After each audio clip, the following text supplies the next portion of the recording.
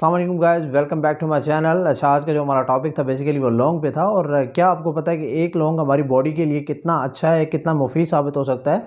और आज की वीडियो में मैं आपसे कुछ फैक्ट शेयर करूंगा लौंग के बारे में और आपको बताऊंगा अगर आप एक लौंग डेली का इस्तेमाल करते हैं तो आपको आपकी बॉडी में ऐसा क्या होगा। अगर आप घर में कहवा बना रहे हैं, आप कोई हर्बल टी इस्तेमाल कर रहे हैं तो उसमें भी आप लौंग का इस्तेमाल कर सकते हैं। अगर खाना बना रहे हैं घर में तो उसमें तो लौंग का इस्तेमाल लाजमी करें, ये आपके लिए बहुत मुफीद रहेगा। इसके अलावा मैं अगर आपको बताऊं तो पूरी दुनिया के अंदर लौंग जो है बहुत सारी चीज़ों में इस्तेमाल की जा रही है। और इवन जो इदारे मेडिसिन बनाने वाले या जो रिसर्च इदारे हैं, इन्होंने तकरीबन 130 के करीब जो पैटेंट हैं लौंग के वो ले रखे हैं। पैटेंट का मतलब ये है कि सिर्फ उसी इदारे के पास इसको जो है ख़ास इस्तेमाल के राइट्स होंगे। एग्रीकल्चर में, कॉस्मेटिक्स में, मेडिकल में, हेल्थ में सिर्फ वही इदारे इसका इस्तेमाल कर सकते हैं जिनके पास पैटेंट होगा। अगर पैटेंट नहीं है तो वो इसका इस्तेमाल नहीं कर सकते।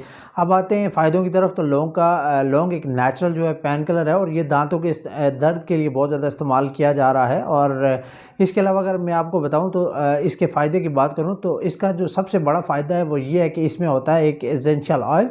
और एसेंशियल ऑयल के अलावा जो है इसमें फाइटो न्यूट्रिएंट्स भी पाए जाते हैं और ये ऑयल जो है आपको सेपरेट भी मिल जाता है मार्केट से। लौंग की जो खुशबू होती है बेसिकली वो होती है इसके ऑयल की वजह से। और जितनी भी दवाइयाँ बनाने वाली कंपनीज़ हैं, ये इन केमिकल्स को पौधों से अलग करके इनको लैब में लेके जाते हैं। वहाँ पे इनको आइसोलेट किया जाता है, वहाँ पे इनको सिंथेसाइज किया जाता है और सिंथेटिक तरीके के बाद मैस प्रोटेक्शन किया जाता है। उसके बाद इनको पेटेंट फाइल कर दिया जाता है।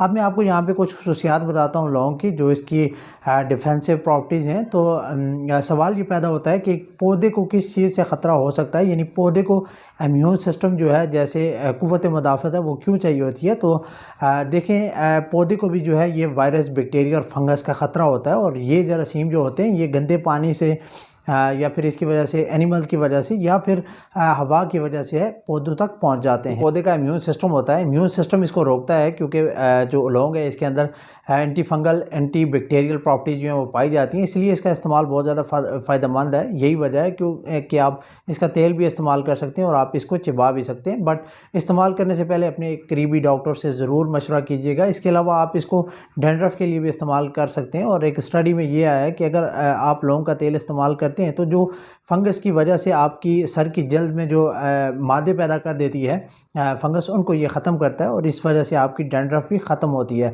एक और स्टडी में ये भी है कि अगर लौंग को आप लेते हैं किसी एंटीबायोटिक के साथ, तो जो एंटीबायोटिक होती है उसकी जो MIC वैल्यू होती है वो 1000% तक बढ़ जाती है। और इसके अलावा एक और स्टडी में ये भी आया है कि ये जो H. पाइलोरी बैक्टीरिया होता है इसकी प्रोडक्शन को ख़त्म करता है। H.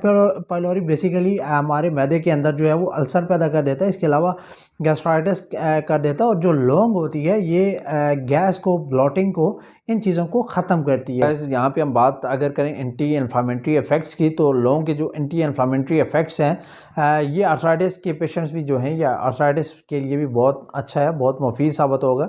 और इसके अलावा कुछ स्टडीज़ के अंदर जो है एंटी कैंसर प्रॉपर्टीज़ के बारे में भी जिक्र किया गया है। यहाँ पे अगर मैं आपको बताऊँ तो जितनी भी प्रेग्नेंट वुमेन्स होती हैं वो इसका इस्तेमाल नहीं कर सकती, या फिर दूध जो माएँ बच्चों को दूध पिला रही होती हैं वो इसका इस्तेमाल नहीं कर सकती। अगर आप लौंग के बजाय लौंग का तेल इस्तेमाल करते हैं तो इसकी जो रेकमेंडेड डोज है वो है 2.4 nm किलोग्राम पर किलोग्राम बॉडी वेट। अगर आपका वेट है जी 70 kg, तो आप 2.4 को मल्टीप्लाई कर सकते हैं 70 से, तो आपकी रिकमेंडेड डोज जो है वो आ जाएगी और फिर वो आप डोज इस्तेमाल कर सकते हैं।